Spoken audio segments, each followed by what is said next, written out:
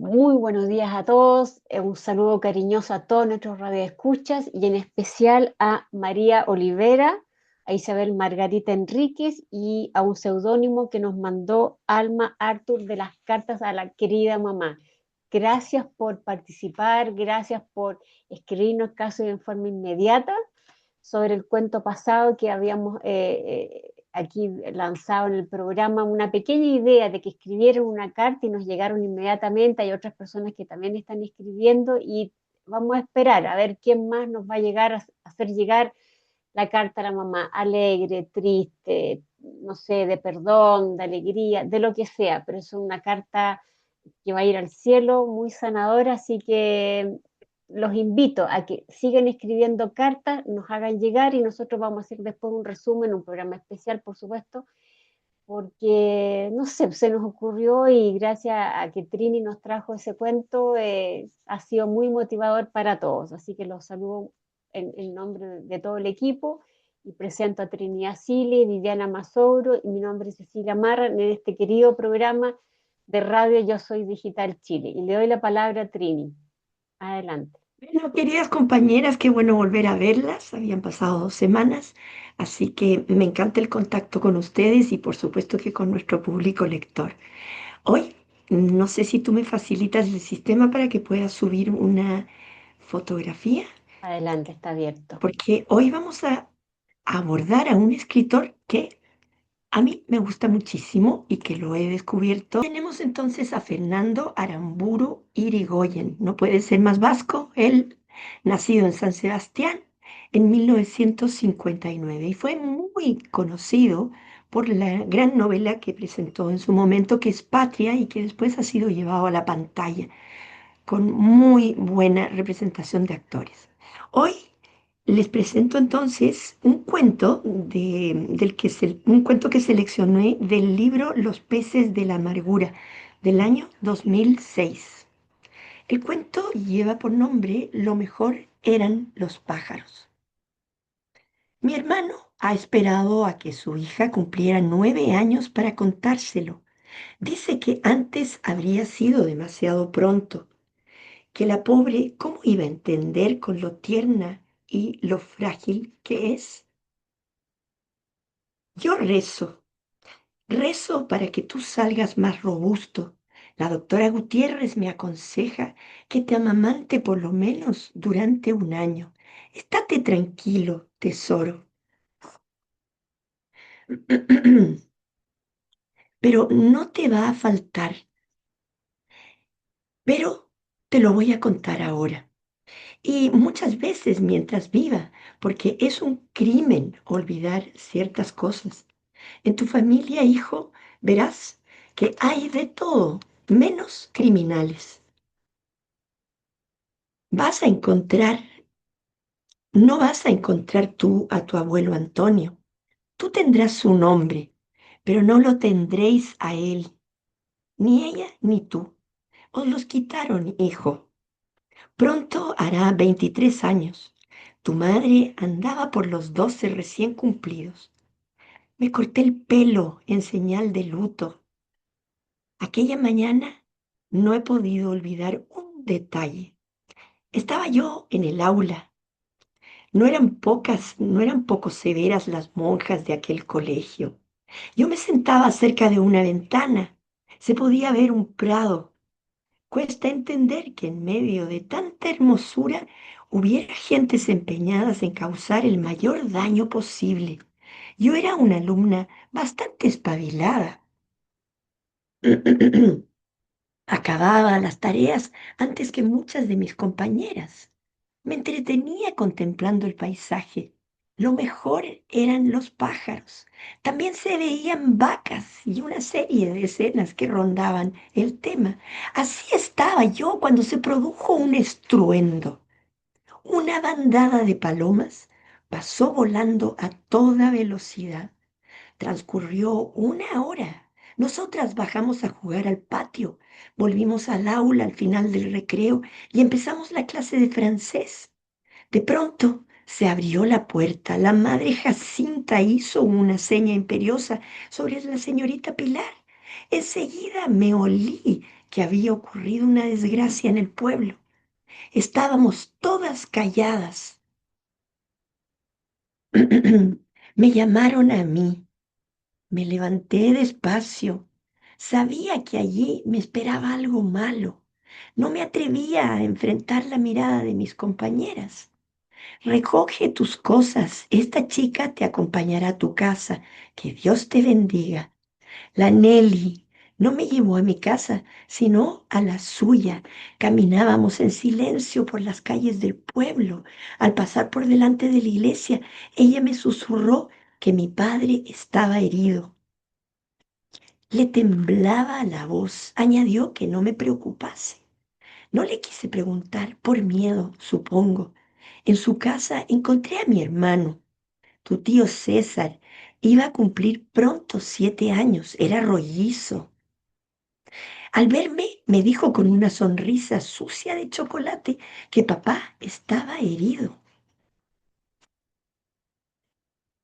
César y yo estuvimos mirando dibujos animados en la televisión y otros programas para niños durante más de 2 horas. La Nelly con nosotros en el sofá hasta que se fue a la habitación de al lado a hablar por teléfono con su novio.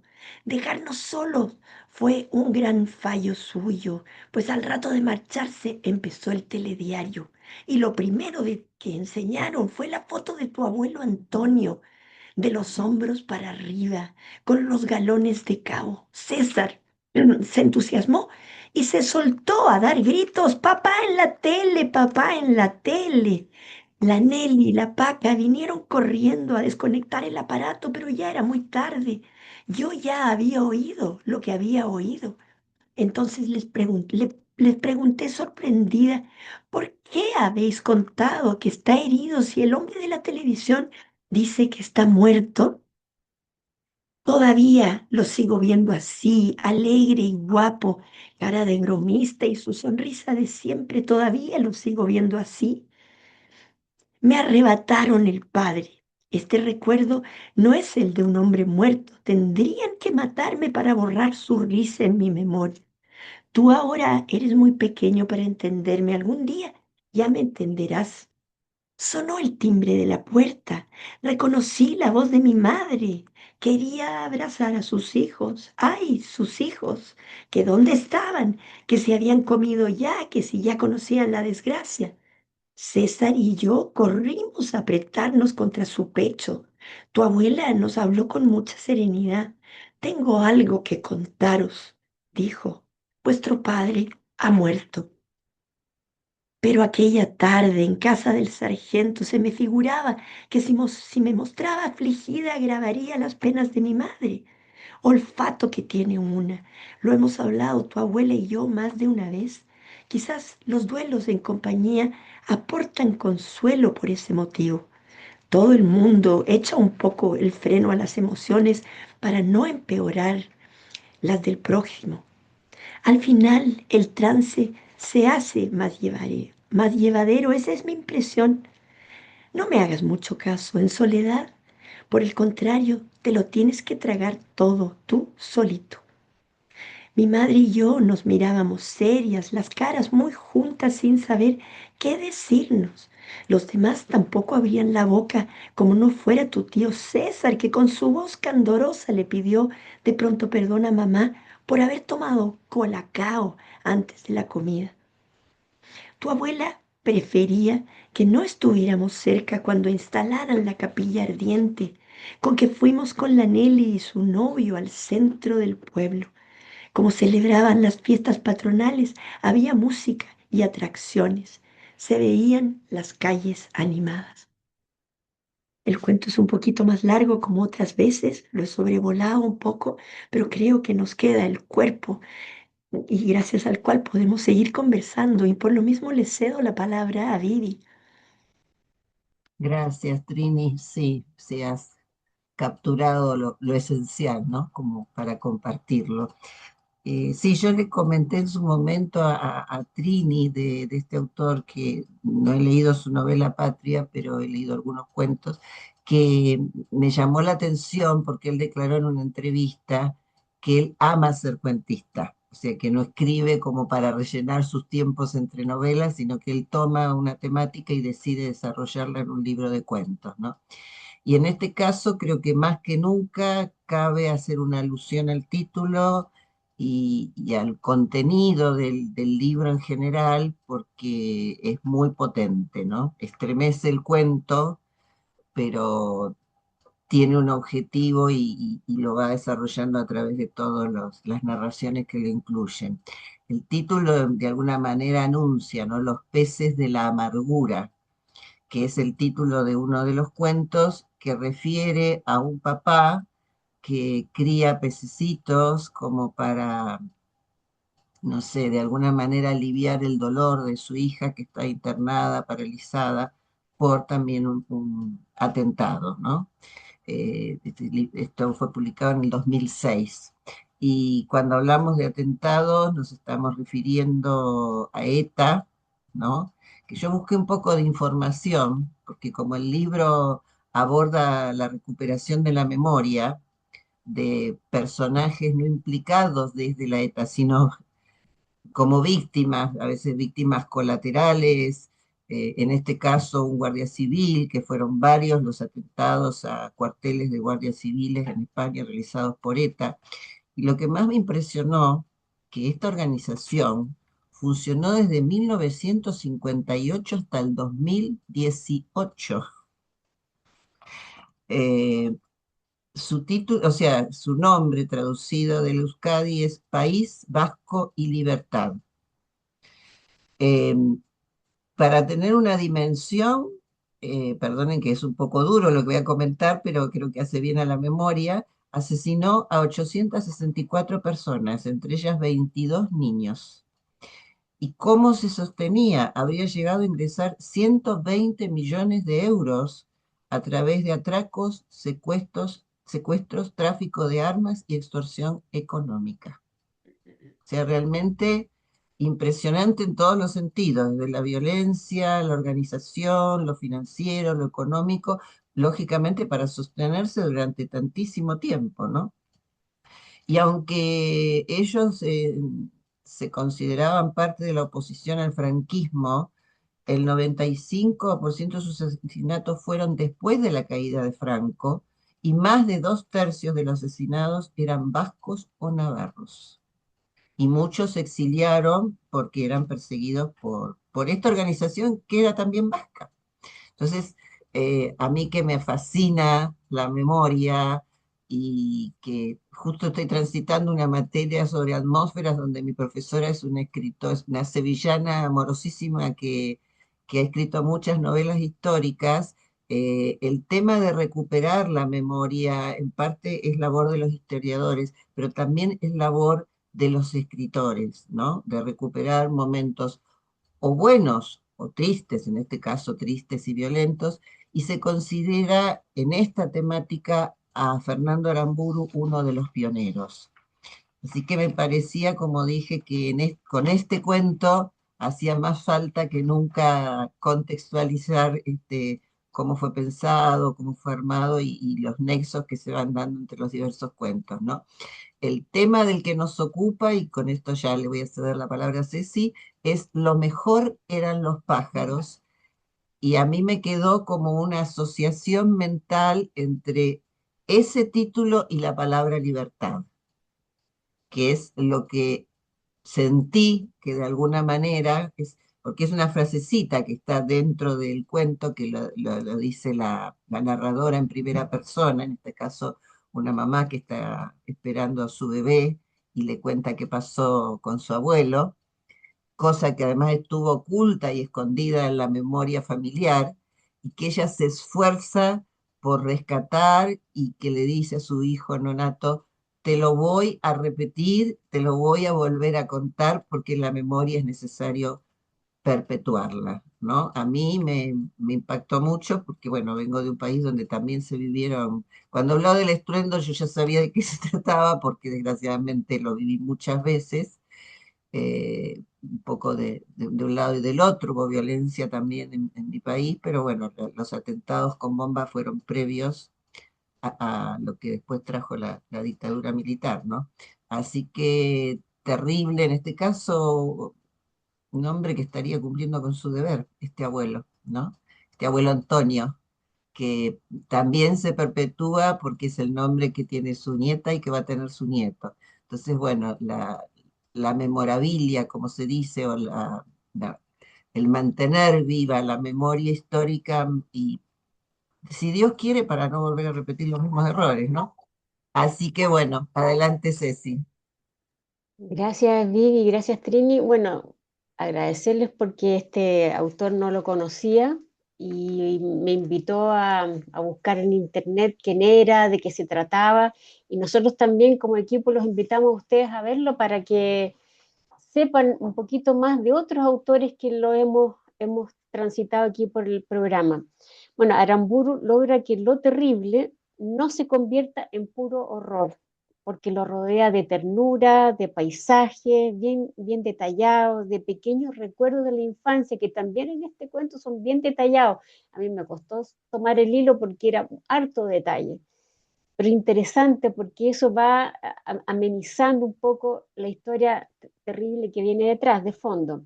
Y en eso está lo más profundo. El dolor no lo destruye todo, porque la memoria, el amor y la belleza, como el vuelo de los pájaros, permanecen. Aramburu muestra cómo la memoria se convierte en herencia. El abuelo muerto será reconocido por el nieto no por su presencia, sino por la palabra y la memoria viva de quienes lo amaron. Cómo le van a transmitir la historia al nieto que viene en realidad en la pancita de la protagonista. Y el cuento insiste en que olvidar sería un crimen. Interesante, encontré esa parte donde alguien lo expone en internet porque tratan las dos cosas del abuelo, ponen en bandeja un poco lo que hay que contar de él. Y el relato no es solo un recuerdo, sino que un acto de resistencia contra el olvido. Ella dice majaderamente, te lo voy a repetir todas las veces que sea necesario, ni me imagino después cuando nace, después y es grande. Mientras la violencia rompe familias, los pájaros siguen volando, ajenos a las fronteras y al odio. En el fondo, ella se refugia en eso, me da la sensación, algo muy personal mío. Y con esto quiero ver qué Trini nos puede colaborar para que podamos empaparnos más. Bueno, es un cuento de muy pocas páginas, pero que se refiere a un hecho histórico, ¿no? Que va a quedar de por vida en la vida de los españoles. Y por supuesto que en otros países donde también se han vivido violencia terrorista como esta, ¿no? Creo que Fernando Aramburu fue uno de los primeros escritores que abrió esta temática y que se adentró además al efecto, a las consecuencias que fue dejando en cada una de las familias afectadas. En algún momento lo había hecho Haruki Murakami cuando estalló en Tokio ese atentado de gas sarín en su momento en 1995 y él se dedicó a entrevistar a las víctimas y creó un libro especial. Bueno, este hombre lo hizo con su propio registro, él era parte de todo eso, era la tierra en la que él vivió y pudo haber sido él también uno de los tentados a liarse a este movimiento terrorista para lograr la independencia de esa zona. Sin embargo, él dice en una de las entrevistas que en ese tiempo, gracias en parte a la formación familiar que tuvo, pero también a la lectura que en ese momento estaba haciendo de Albert Camus, él tomó la opción de tomar otro camino y no emprender ese que era el camino más rápido. El de la violencia no permitía salvar a nadie, al contrario, nos iba a hundir mucho más.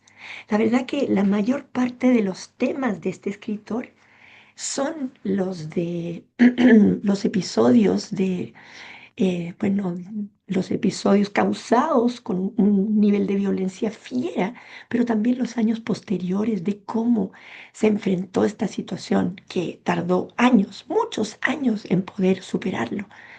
Pero creo que es de una humanidad, tal como lo hemos visto en este cuento, ¿no?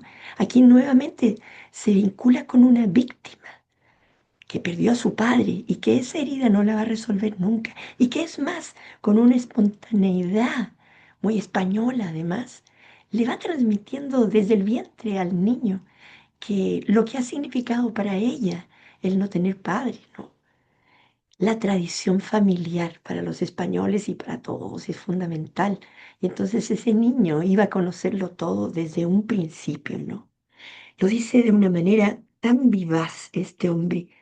Yo lo que pretendo con estos cuentos, dice, es devolver el rostro a aquellas personas a quienes se lo han arrebatado todo y describir su soledad, su dolor.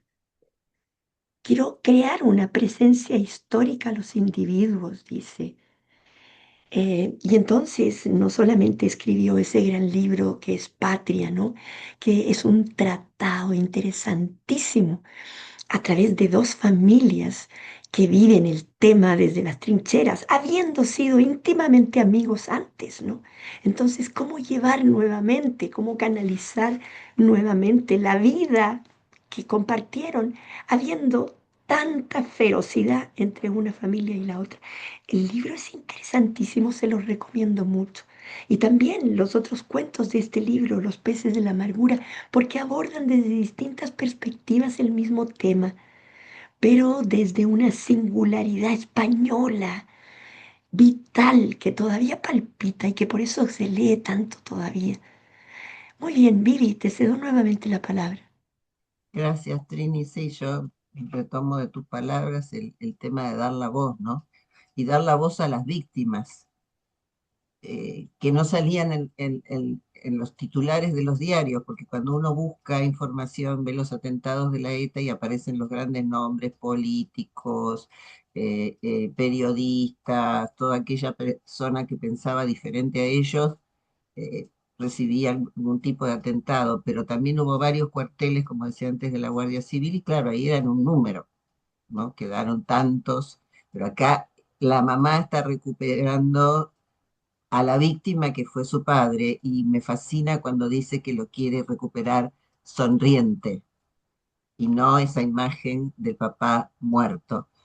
Y hay algo que me impactó mucho, que la dedicatoria del libro de Aramburu dice: dedico este libro a la impureza. Y me sobrecogió leer eso, y entonces encontré, según la RAE, la impureza es una materia, una sustancia que deteriora alguna o alguna de sus cualidades. Mísera contaminación que irrumpe en estado de perfección, degradación, deterioro, sustancia indeseable. Yo pensaba en el concepto de patriotismo, ¿no? Cuando se convierte en patrioterismo, o sea que uno puede amar a la patria, uno puede ser patriota, uno puede sentir el patriotismo, pero cuando eso se traduce en violencia hacia sus propios compatriotas, eh, y viola toda regla de juego sana, irrumpe en las vidas de la gente, destruye familias. Destruye.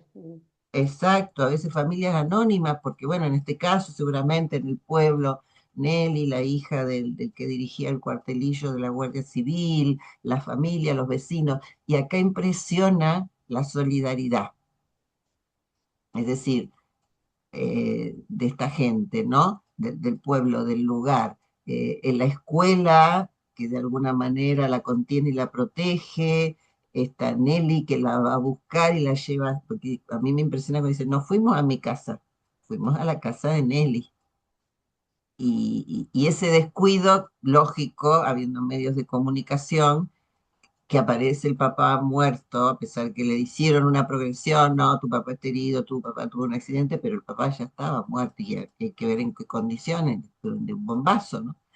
Entonces, a veces pienso y digo, cómo ese estruendo habrá quedado en el corazón y en la cabecita de la narradora, y cómo en uno de los momentos más felices de la vida de las mujeres, ella revive todo eso para transmitírselo a su hijo.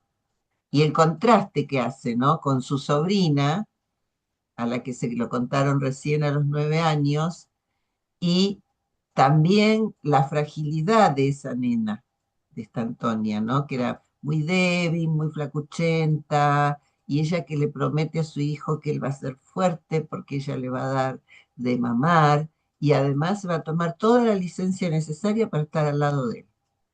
Y a mí como docente me resonó porque le dice, no voy a ir a cuidar a los hijos ajenos cuando tengo que cuidar a mi propio hijo.